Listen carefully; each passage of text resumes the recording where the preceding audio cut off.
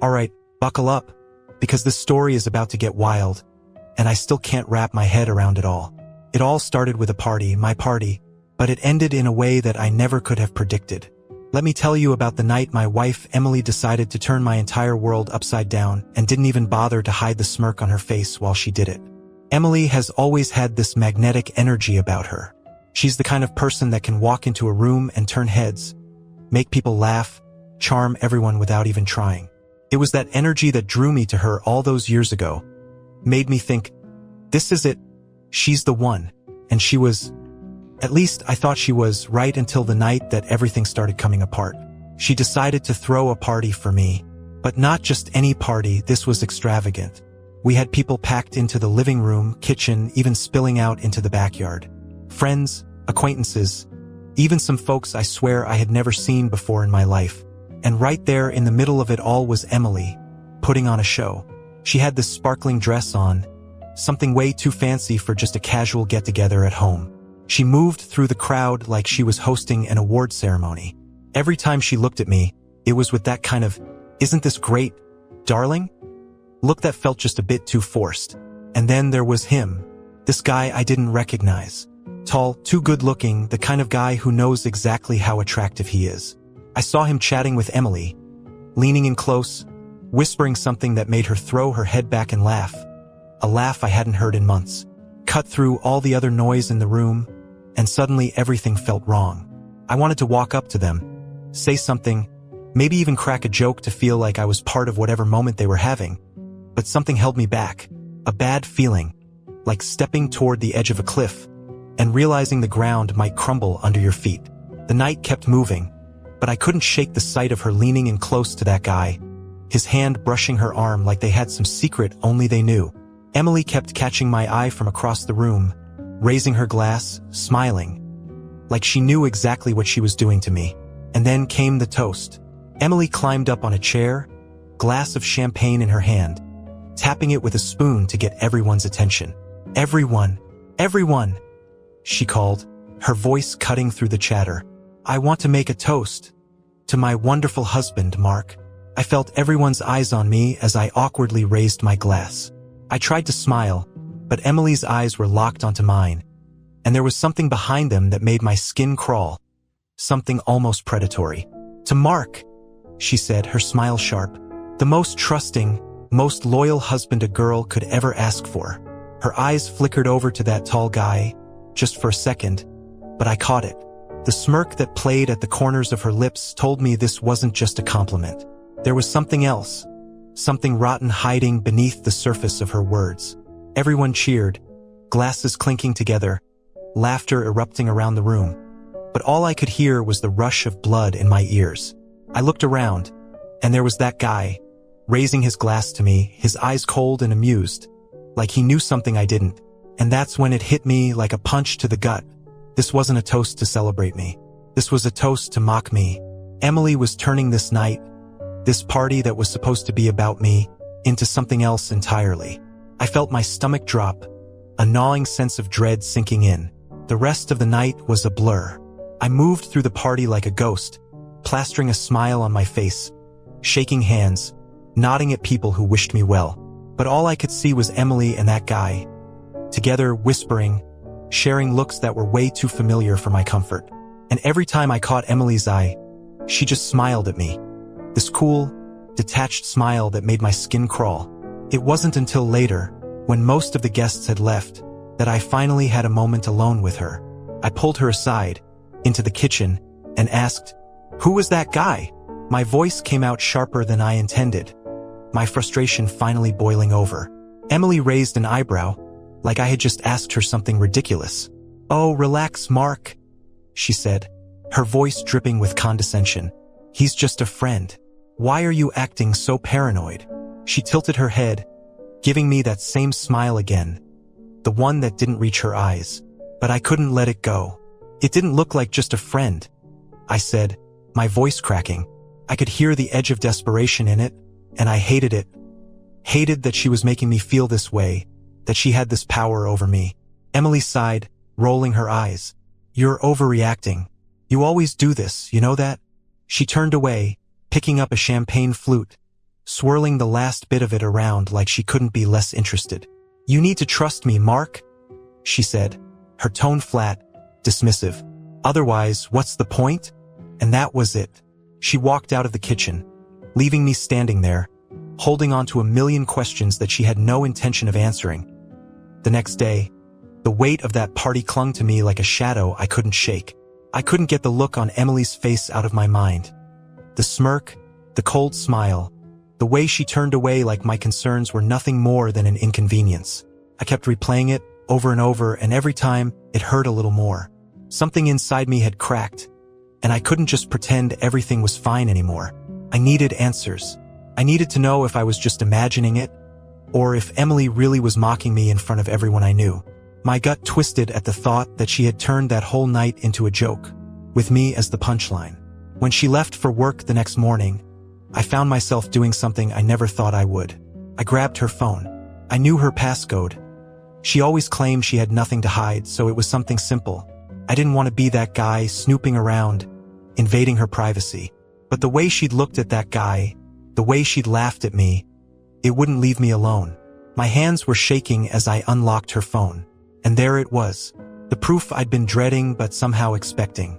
A series of texts with someone named Tyler, the smug guy from the party. The messages went back weeks, no, months. There were strings of texts from the nights she said she was out with her friends. Things that made my stomach churn. "Can't wait to see you," she texted him, along with a photo of herself, dressed up in the same outfit I thought she was wearing just for a girl's night. And his replies, the kind of things that made my face burn, compliments, jokes, things about me that she had clearly told him. But it was one text that made my entire world crash down. "Tomorrow's the night. You'll see just how easy it is." She'd sent it the night before the party. And his reply, "Can't wait to make your loyal hubby the joke of the year." It hit me like a slap across the face. That toast, the way she'd looked at me, the laughter from everyone. It had all been planned. She'd invited him there on purpose, to show him how oblivious I was, to make me look like a fool. I felt sick. I had to sit down on the kitchen floor, her phone still in my hand, my heart pounding so hard I thought it might burst. How could she do this to me? How could she look me in the eyes every day, say she loved me, while doing this behind my back? It wasn't just the cheating, it was the cruelty of it. The way she had flaunted it, made it a joke, and then turned around and acted like I was the one being paranoid. I spent the rest of the day in a fog, not knowing what to do. I couldn't stay at home, surrounded by reminders of Emily. Our wedding photos on the wall, the throw blanket she'd bought for the couch, everything taunting me. So I left. I drove, no destination in mind, just trying to outrun the crushing feeling in my chest. I ended up at a bar on the edge of town, someplace quiet, empty enough that I could sit and think without anyone bothering me. I ordered a drink, then another, but nothing seemed to make it better. I kept seeing Emily's face, the way she'd laughed at me, the way she'd dismissed me. I felt stupid. How could I have missed all of this? How could I have believed her? Every time she said she loved me, when she was planning something like this behind my back. As I stared down at my drink, I made a decision. I couldn't just let this go. I couldn't sit back and let her turn me into her personal joke. I needed to confront her, not in some desperate, pleading way, but with the truth right in front of her. No escape, no more lies. I needed her to see that I wasn't the fool she thought I was, that I knew exactly what she'd been doing. When I got back home, it was late. Emily was already there, sitting on the couch, scrolling through her phone like nothing had happened. She looked up when I walked in, her expression shifting from curiosity to irritation when she saw my face. "Where have you been?" she asked, her voice clipped. "I tried calling you. I didn't answer." Instead, I walked up to her and held out her phone. "You left this," I said, my voice cold, almost unrecognizable even to myself. She frowned, taking it from me. "So what? You could have just left it," she said, her eyes narrowing. But I could see the flicker of something else there, behind the irritation, a hint of nervousness. "I read the messages, Emily," I said, my voice steady, even though my heart was pounding. Her face went pale. For a moment, she just stared at me, and I watched as her mask slipped, as the facade she'd been holding up started to crumble. "What messages?" she said, her voice trembling just slightly, her eyes darting to the side. I shook my head, feeling a surge of anger. Don't play dumb, not now. I saw everything. I know about Tyler. I know about the party. I know it was all a setup to make me look like an idiot. Emily's mouth opened, then closed again. She looked away, and for a moment, I thought I saw guilt. But then, just as quickly, her expression hardened. She stood up, crossing her arms, her eyes flashing. "So what if I did?" she snapped, her voice rising. "Maybe if you weren't so pathetic, I wouldn't have had to find someone else to actually have fun with. You're always so predictable, Mark. It's boring." The words hit me like a slap, each one cutting deeper than the last. I felt the floor beneath me sway, the air sucked out of the room. I had known, deep down, that she was capable of betrayal, but hearing her say it, hearing the disgust in her voice, it broke something inside of me. I took a step back, my hands clenching into fists at my sides, trying to hold back the storm of emotions swirling inside me. Rage, sadness, disbelief. All this time, and you didn't even have the decency to just end it? I asked, my voice cracking. "You had to make me a joke? You had to humiliate me?" Emily shrugged, her face emotionless, almost bored. "I guess I just wanted to see how far I could push it. And guess what? You fell for it, every step of the way. And that was it. The last shred of hope I'd had. The hope that maybe this was just a mistake, that maybe we could talk it out, fix things. Died right then and there." Her words echoed in my head, hollow and relentless. "You fell for it every step of the way. There was no more pretending. The mask was off, and the person standing in front of me wasn't my wife. Not the Emily I thought I knew. The woman in front of me was someone else entirely. Someone who had reveled in breaking me." I didn't realize I was shaking until I tried to speak.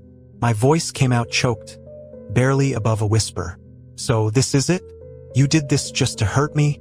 My eyes searched hers for any glimmer of regret, anything that showed she had even an ounce of humanity left. Emily's lips curled into a smile that was almost cruel. "You never got it, did you, Mark?" She walked past me, towards the kitchen, not even bothering to look back. "You were always just convenient. Someone to be there when it was easy. Someone to make me look good." She opened the fridge, took out a bottle of wine, and started unscrewing the cap like this was just another regular evening. But people change. I wanted more. The casualness of it made my blood boil.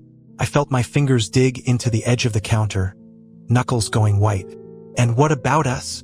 I asked, my voice louder now, the anger finally cutting through the shock.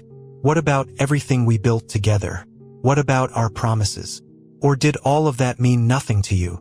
She poured herself a glass of wine, not even bothering to offer me one, her eyes never meeting mine. "Promises? God, Mark, do you hear yourself?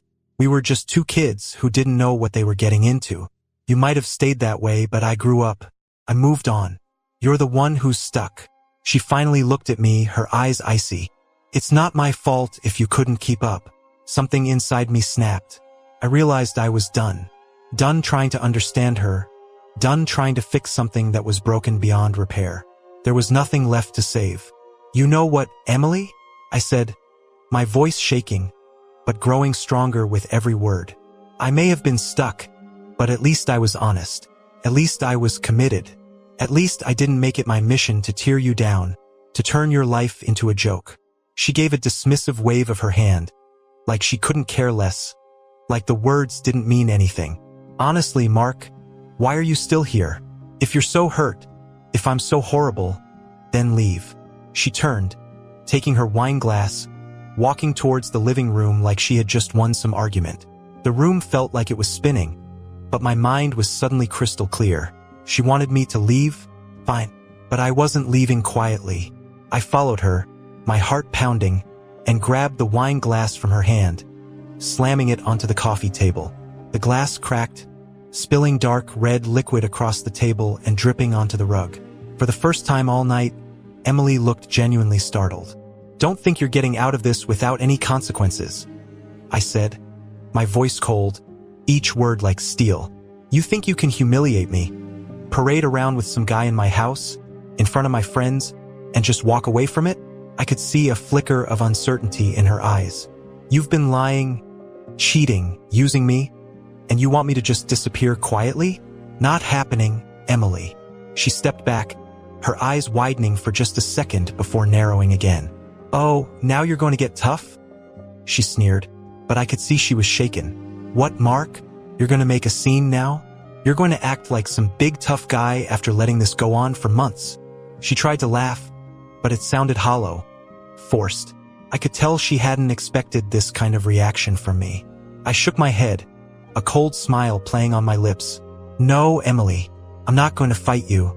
I'm not going to play whatever sick game this is.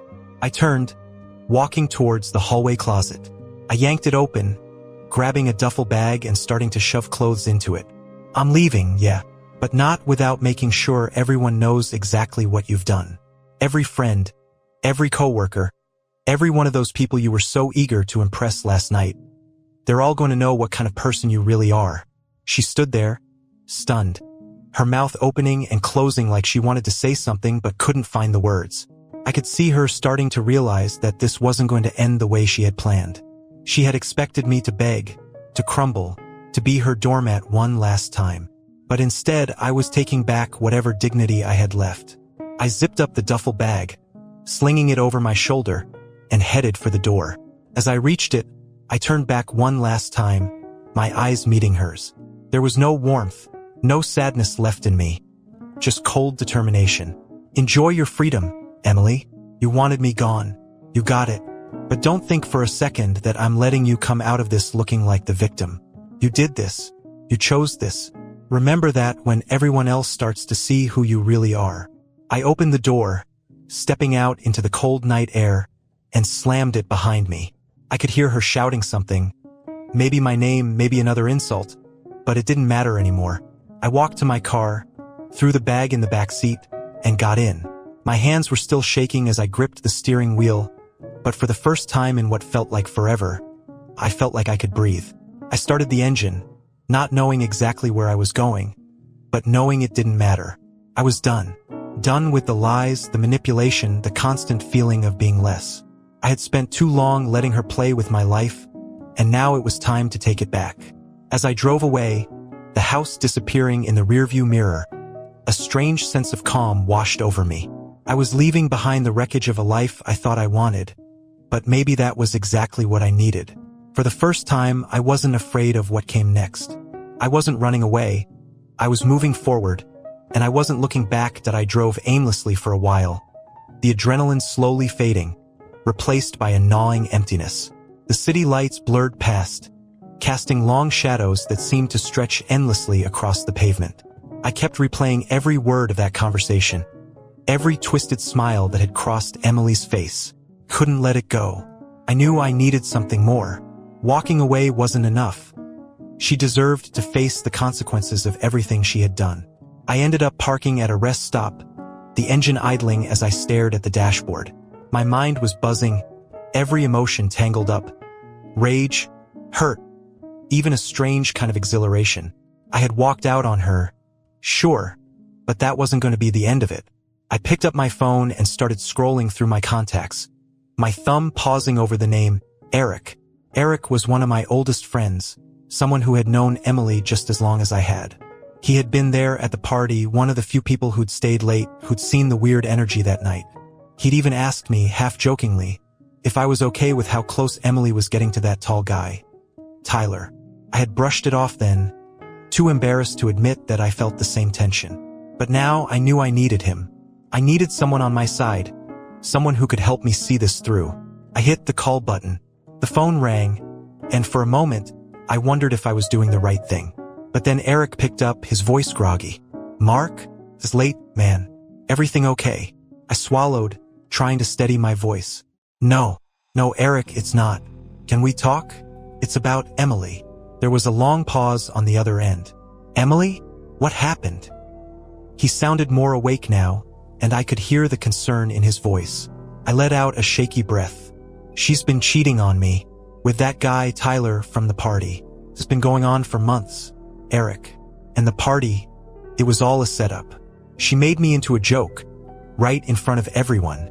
The words tumbled out faster than I meant them to, my throat tightening as I spoke. Hearing myself say it out loud, admitting everything, felt like tearing off a scab, letting the wound bleed freely. Jesus, Mark? Eric's voice trailed off, and I could hear the shock in it. I knew something was weird that night, but I didn't think, damn, man, I'm so sorry. He paused, and then, with a shift in his tone that I knew well, one of anger, of loyalty, he added, what do you need? Whatever it is, I'm in. I felt a flicker of gratitude, the first warm emotion I'd had all night. I need people to know, Eric. She's twisted everything to make me look like a fool. I can't let her walk away from this without facing the truth. Eric didn't hesitate. All right, we can do that. You know, I still have those photos from the party? The ones where she was all over that guy. I can send them out. People need to see what she really is. Hearing him say it made something inside me click into place. It was one thing for me to know what had happened, but the rest of the world, our friends, the people who thought we were this perfect couple, they needed to see the reality of who Emily was. She had made a spectacle out of me, turned my loyalty into a public joke, and now it was her turn. Do it, I said, my voice steady, a cold determination settling in. Send them to everyone who was at the party. Let them know exactly what kind of person Emily is. Eric agreed, and I hung up, feeling a strange mix of satisfaction and fear. What I was doing wasn't noble, but it wasn't about that anymore. It was about taking back the control she had stolen from me, about making sure she didn't get to laugh at me one more time.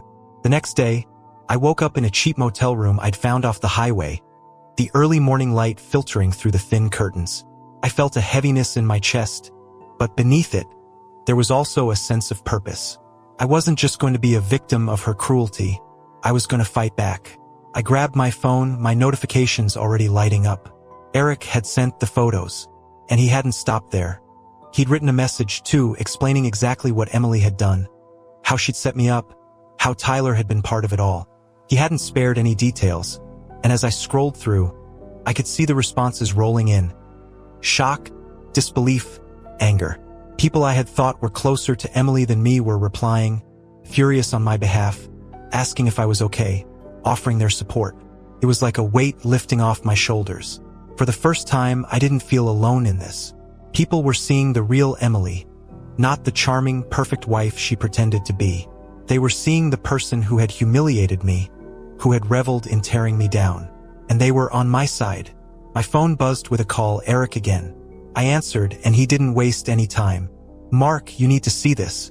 Emily's posted something. My stomach twisted as I opened my social media, and there it was. A post from Emily, her face looking pale, her expression carefully composed. She had written a long message, trying to paint herself as the one who had been wronged, talking about privacy and how things weren't always as they seemed.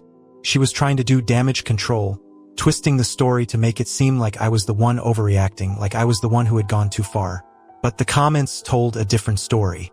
People were calling her out, asking her to explain the photos, to explain why she had invited Tyler to the party in the first place if it was also innocent. I could see her narrative unraveling in real time, and for the first time since this whole nightmare had begun, I felt a sense of justice. She couldn't hide anymore. As I read through the messages, one caught my eye. A private message, from someone I didn't know. It was Tyler. I hesitated, then opened it, my jaw clenching as I read his words. Mark, we need to talk. I didn't know she was going to do this. It was never supposed to go this far.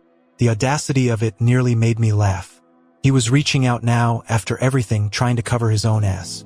I stared at the message, my hands trembling with anger. He was a part of this. Whether he wanted to admit it or not, he had been there, smirking at me, enjoying the spectacle. He was just as guilty. I thought about responding, about giving him a piece of my mind, but I stopped myself. No, he wasn't worth it. None of them were. Emily, Tyler, their lies. It was all poison, and I needed to cut it out of my life, not keep drinking from it. I blocked the message, took a deep breath, and looked out the window.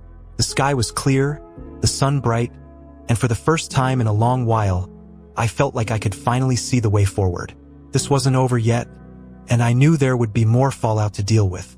Emily wouldn't just roll over. She'd fight back, twist the story until it suited her. But that was okay, because now I wasn't afraid of her anymore.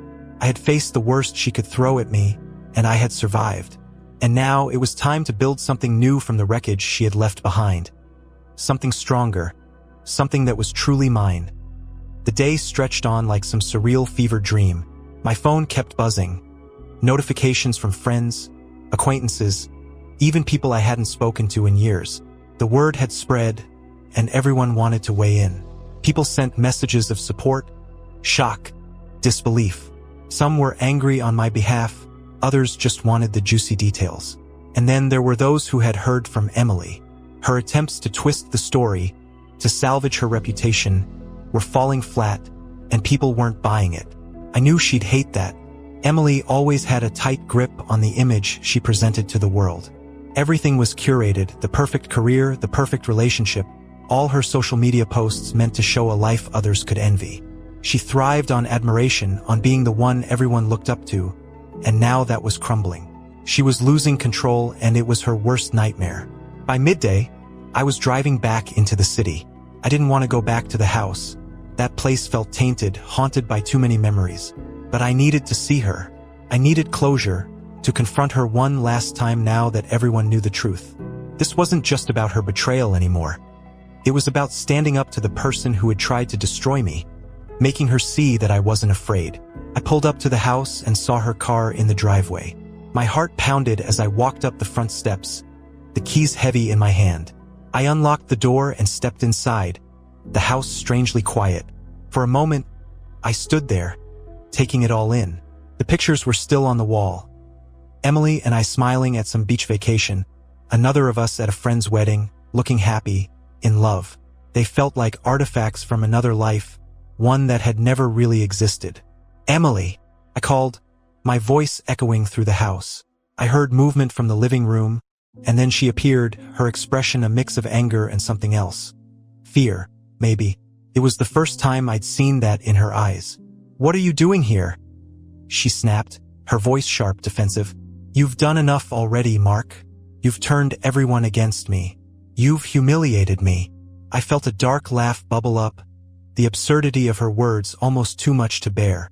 "I've humiliated you?" I repeated, stepping closer. "You threw a party just to make me a joke, Emily. You brought Tyler here in front of all our friends just to watch me squirm. And now you want to play the victim." She opened her mouth, then closed it, her eyes flashing with something like desperation. "You don't understand," she said, her voice trembling. "I never meant for it to go this far. I was just tired of everything, of you always being so predictable. So," she struggled for words, her hands clenched into fists. "You never challenged me, Mark. You were always just there, and I wanted more." Tyler was exciting. He made me feel alive. The words stung, but they didn't surprise me anymore. I had already heard the worst of it, and now this just felt empty, like excuses she was using to justify something unjustifiable. I shook my head, looking at her, really looking at her. The woman I had loved, who I had thought I would spend my life with, was gone. Maybe she had never really been there to begin with. "More?" I asked, my voice cold. "You wanted more, so you decided to destroy what we had instead of just leaving? You couldn't just walk away. You had to make it a game, had to make me suffer?" She looked away, her jaw clenched. "You wouldn't have let me go," she said, barely above a whisper. "You would have fought for us, and I didn't want that. I wanted you to hate me. I wanted you to be the one to leave so I wouldn't have to feel guilty." A bitter smile twisted my lips. "Well, congratulations, Emily. You got what you wanted. I'm leaving." I paused, the weight of it settling in. "But I want you to know something. You didn't break me. You tried, but you failed. And now everyone knows exactly who you are. You wanted freedom?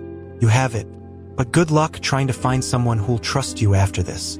Her eyes filled with tears, but I could see the anger behind them, the frustration of losing control, of not being able to manipulate her way out of this.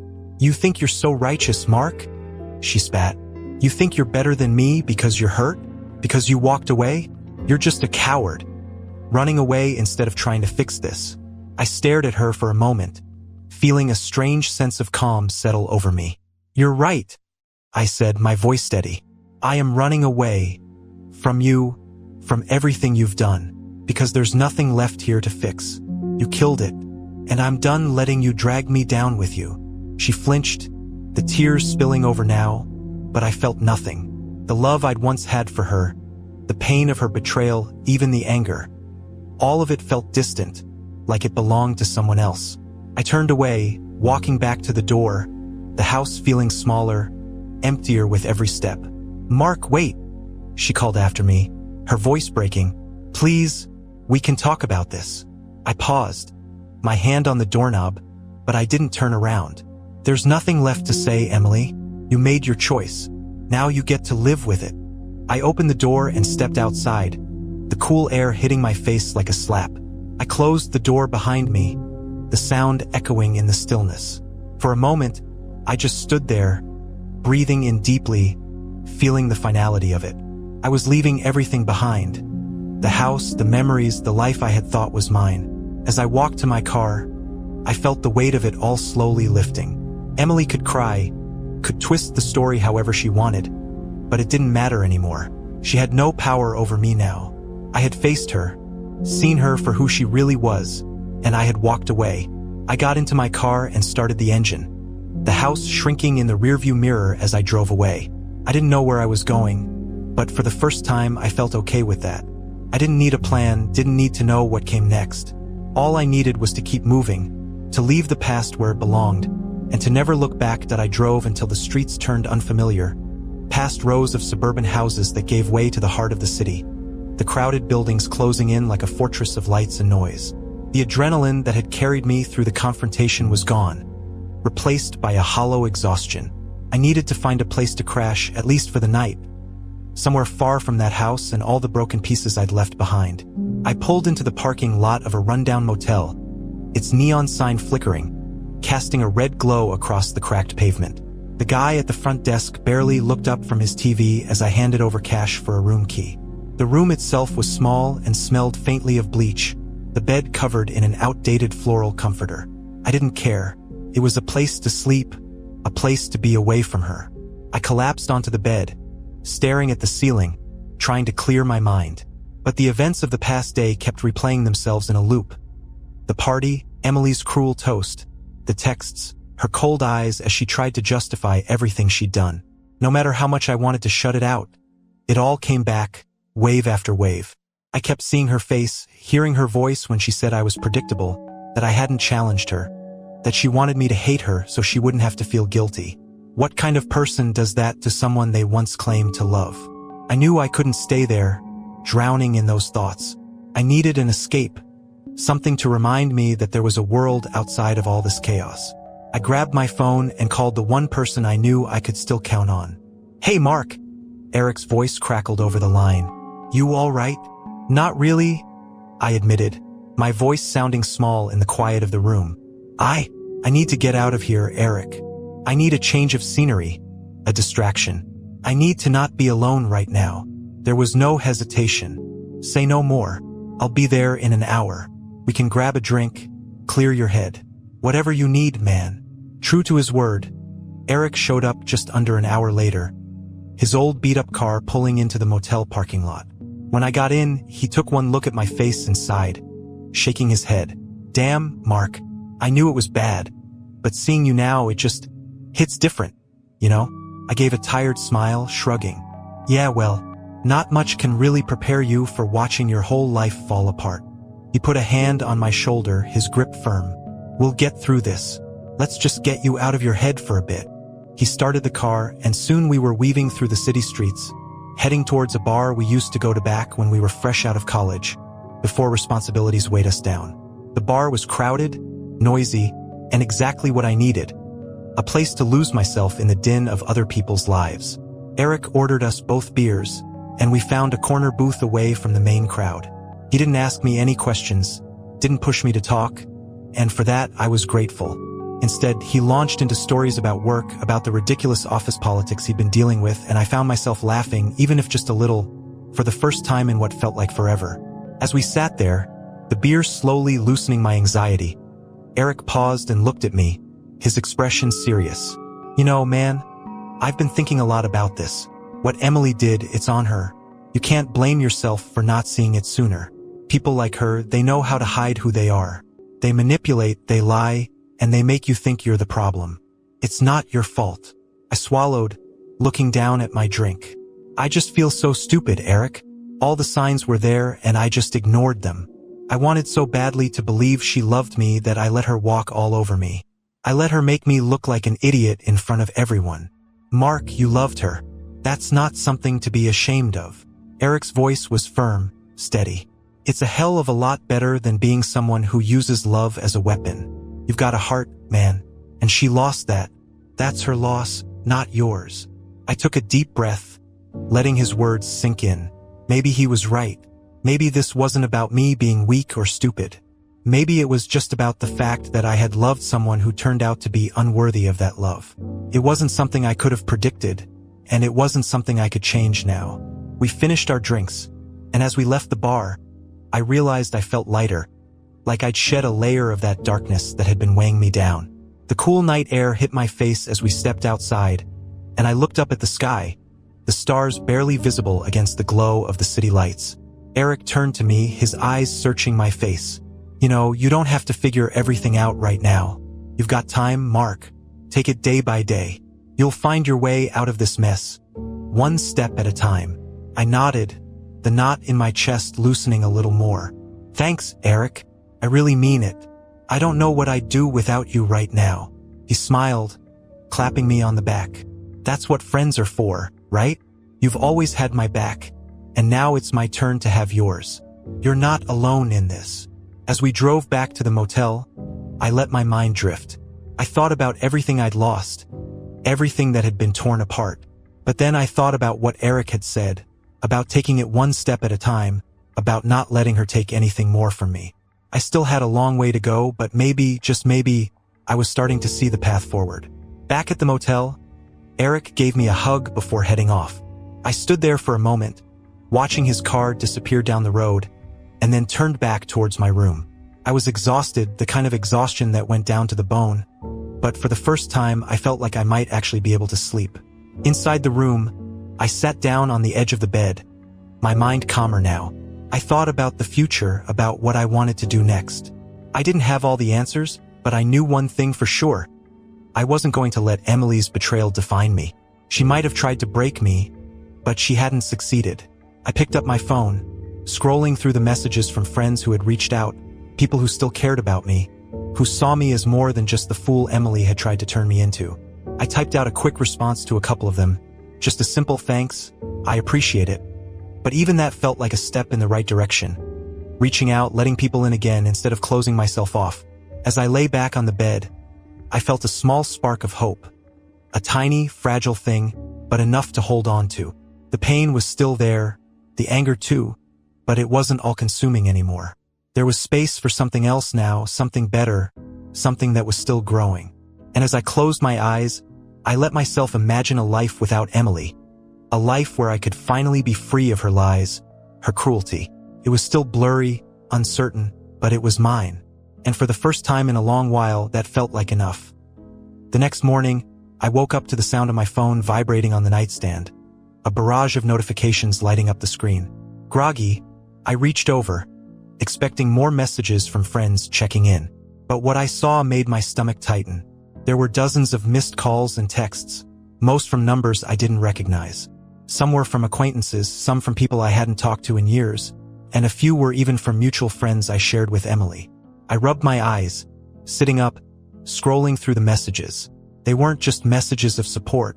They were filled with stories.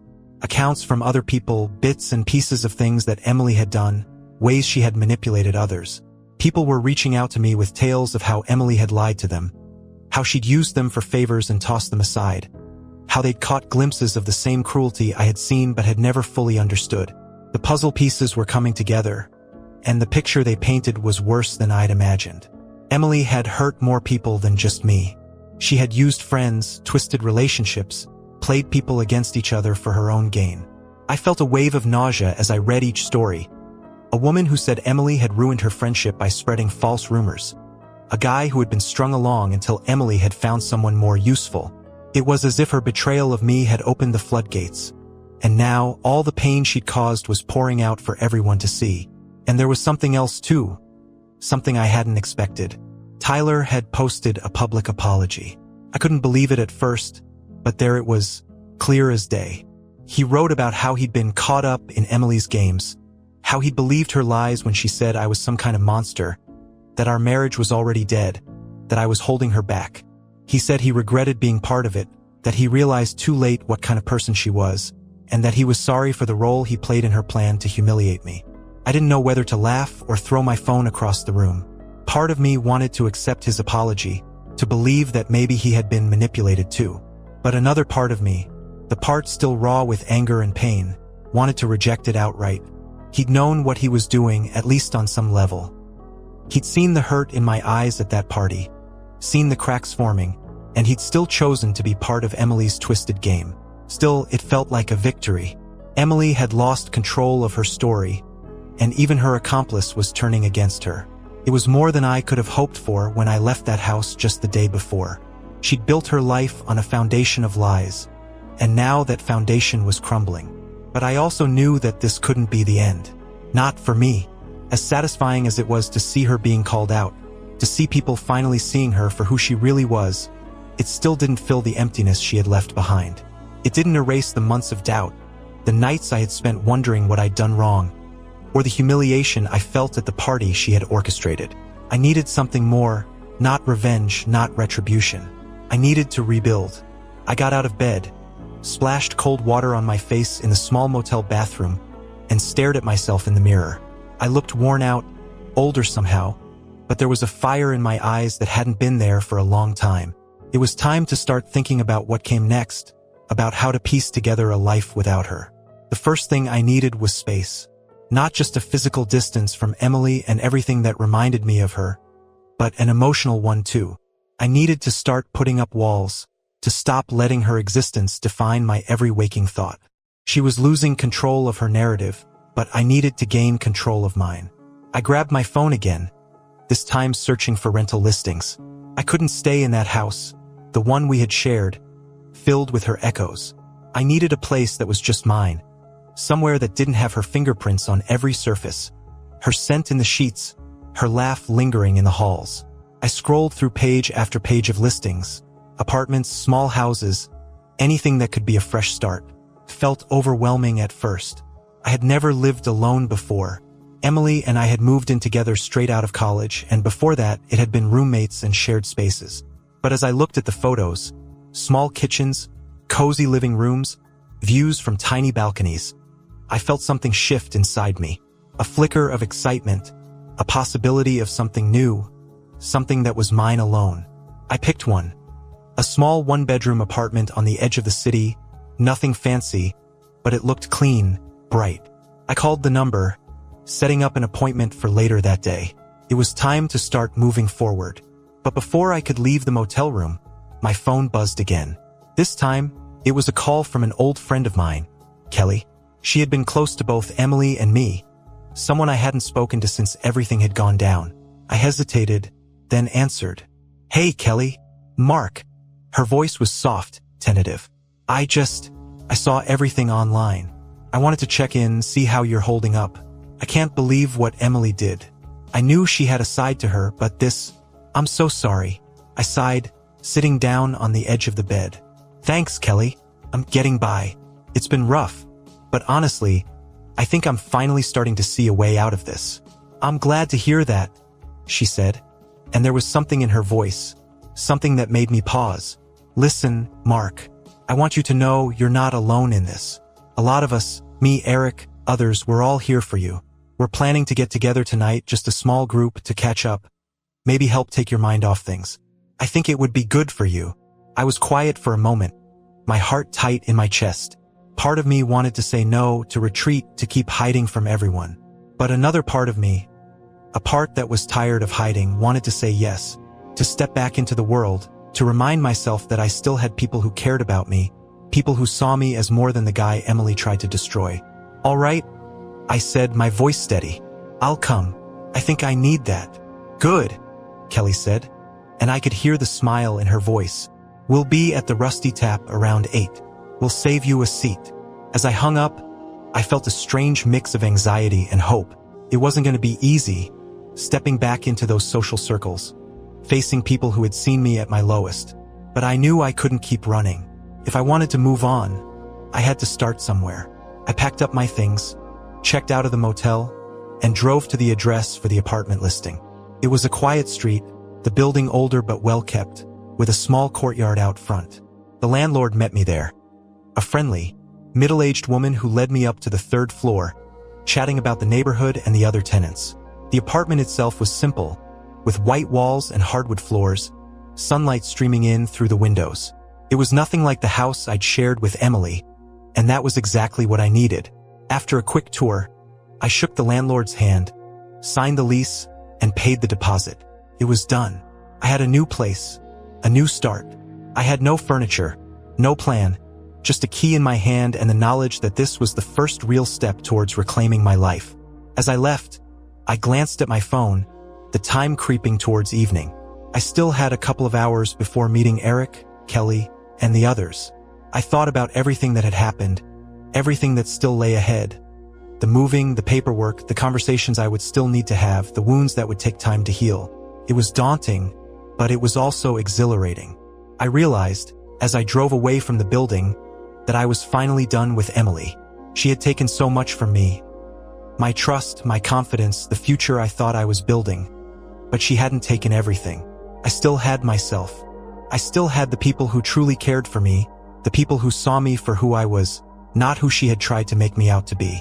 And as the sun dipped low on the horizon, painting the sky in hues of orange and pink, I let myself feel it fully, the beginning of something new, the slow but steady climb out of the darkness she had cast me into.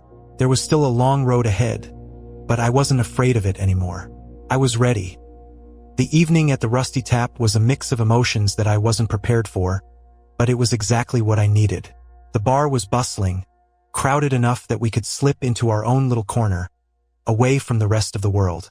Eric was already there when I walked in, a pint in front of him, his face lighting up when he saw me. Kelly waved from the other side of the booth, and next to her were a few more familiar faces. People who had once been part of my life before everything with Emily fell apart. I took a deep breath and walked over, and before I could even sit down, Kelly wrapped her arms around me in a tight hug. "It's good to see you, Mark," she said, her voice warm, genuine. I could feel some of the tension I had been carrying for days starting to loosen. As I slid into the booth, the conversations picked up. At first, everyone tiptoed around the elephant in the room, but I decided to bring it up myself. I told them about the confrontation with Emily, about Tyler's message, about everything I'd learned from the flood of stories that had come my way. It wasn't easy, but it felt good to let it out, to share the burden with people who actually cared. Eric raised his glass when I finished, his eyes meeting mine. "To starting over," he said, his voice carrying just enough edge to let me know he meant it. "To leaving the past where it belongs." "To starting over," Kelly echoed, and everyone clinked their glasses together. I joined in, a smile touching my lips as I took a sip of my drink. The conversation slowly shifted after that, and before long, the bar was filled with laughter, jokes, stories from back when things were simpler. We reminisced about the old days, road trips we'd taken, concerts we'd gone to, the kind of adventures that felt like they belonged to another life entirely. I felt the shadows that Emily had cast over me fading into the background, replaced by warmth, connection, and the realization that this was what I had been missing for so long. These people were my friends. They were the ones who had always been there, even when I'd been too wrapped up in my failing marriage to see it. And then, as the night wore on, something happened that I didn't expect. Kelly leaned over, her expression soft, her eyes meeting mine. "You know, Mark," she said, her voice just loud enough for me to hear, "I've always admired you. You have this way of giving everything, of caring so deeply. Not everyone does that." I blinked, surprised, and I felt my face flush. "I don't know about that," I said, trying to laugh it off. "Sometimes it feels like it's more of a weakness than a strength." She shook her head, her gaze unwavering. "It's not a weakness. It's what makes you who you are. And anyone who doesn't see that, who takes advantage of that, they're not worth it." She smiled then, a smile that reached her eyes. "You deserve better, Mark, and I think you're starting to realize that." I felt a lump in my throat, a mix of gratitude and something else. Something I hadn't felt in a long time. Hope. I smiled back, a real smile, and for a moment, the noise of the bar seemed to fade away. Thanks, Kelly. That means more than you know. She reached across the table, her hand brushing against mine, and it was a small gesture, but it was enough to make me realize that maybe, just maybe, there was something worth looking forward to beyond all the chaos and heartbreak. The rest of the night passed in a blur of laughter and conversation, and by the time we all left the bar, I felt lighter than I had in months.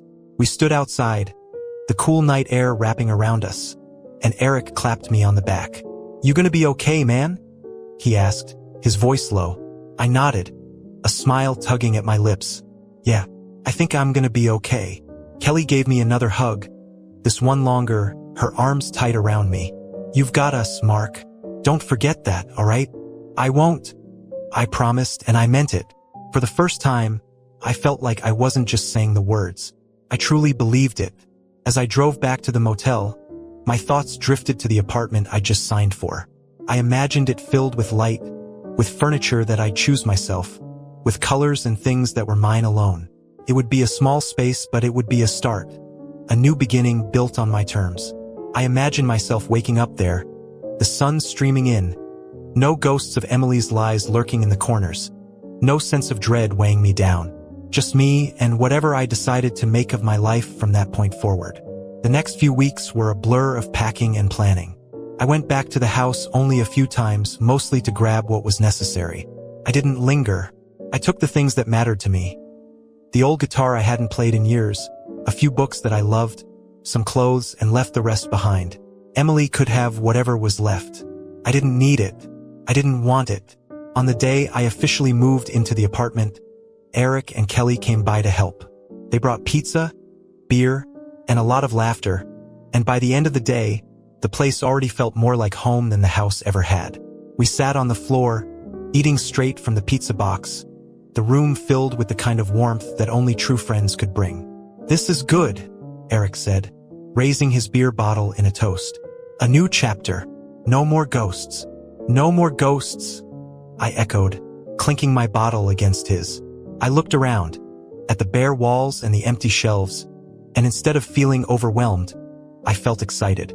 This was my space now, a blank canvas, a place to rebuild. Kelly leaned back, her eyes meeting mine across the room. She gave me a smile that made something flutter in my chest, something unfamiliar, but welcome. "To new beginnings," she said softly. I nodded, feeling a warmth that had nothing to do with the beer or the laughter. To new beginnings. The next few days were filled with small victories, setting up my new place, buying furniture, choosing things that felt like me. Each piece, each decision, was another step away from the life I had shared with Emily and towards the life I wanted for myself. I found myself smiling more, even laughing at the small things, like struggling to put together a bookshelf or cooking a terrible dinner because I'd never really learned how to cook for just one person. One evening, as I sat on the balcony of my new apartment, watching the sun dip below the horizon, my phone buzzed with a message. It was from Kelly. "Hey, just thinking about you. Hope you're settling in okay. Let me know if you need anything." Smiley face. I stared at the message for a moment, a smile slowly spreading across my face. I typed back, "Thanks, Kelly. I think I'm finally getting the hang of this. Want to come over this weekend? I could use some help picking out a few more things for the place." Her response came almost immediately. "I'd love to. See you then." I set my phone down, a sense of calm washing over me. I had no idea where things would go from here, if there was something more between Kelly and me, if I was even ready for that yet. But I knew one thing for sure. I wasn't afraid of the future anymore. I wasn't afraid of being alone, of starting over, of facing whatever came next. Emily had tried to take everything from me, but she hadn't succeeded. She had lost, and I had won. Not in the petty, vengeful way I had once imagined, but in the quiet, powerful way of simply moving forward, of reclaiming my life one small step at a time. I leaned back, taking in the view, the city lights twinkling below. This was my new beginning, and for the first time it truly felt like enough.